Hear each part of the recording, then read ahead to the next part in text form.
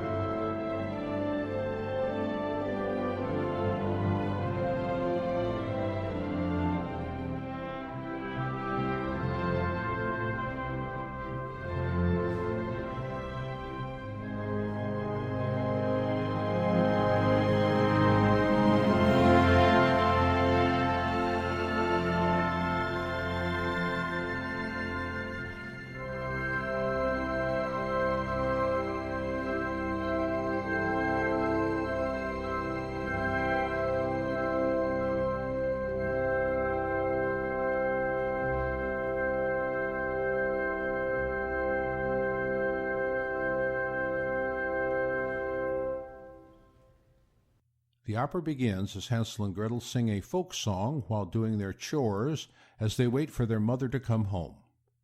At the end of the song, when Hansel complains about his hunger, Gretel reminds him that God will provide for them when their need is greatest.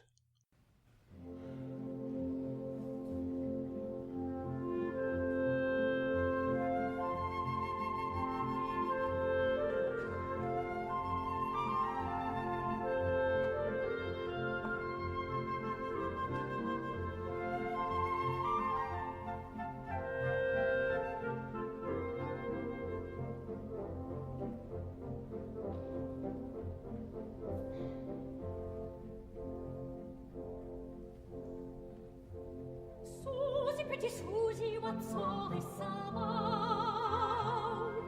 The geese are going barefoot, their shoes are worn out. The cobbler has leather, but nothing to spare. So he'll never make the poor geese a new Then you'll have to go barefoot.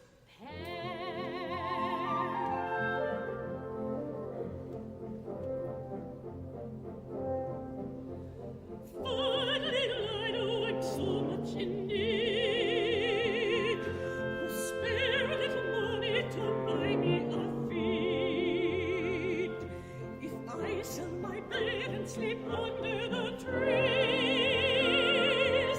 Then I'll not be bothered by feathers. But I'm bothered by hunger, fleas.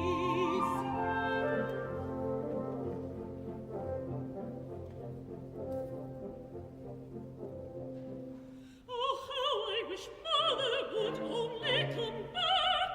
Oh, yes, for life so dull when it's food you lack. Weeks till bread has been our fare. Oh, what a penance we've had to bear. Oh, Hansel, don't forget what Father said when Mother's eyes with tears were red. In the darkest hour of grief, heaven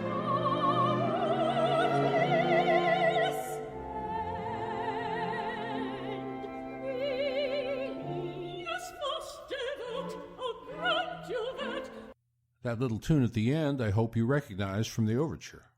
Thinking about the pudding their mother will make from a jug of milk given to her by a neighbor, the children forget their chores and begin to dance to a tune you can't get out of your head.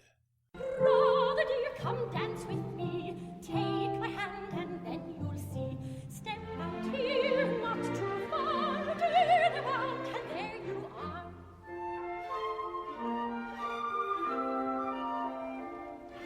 I'm too clumsy, I'm afraid.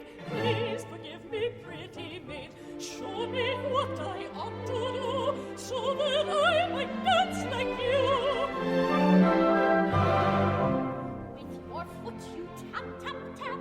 With your hands you clap, clap, clap. Step out here, not too far. Turn around and there you are. With your foot you tap, tap, tap.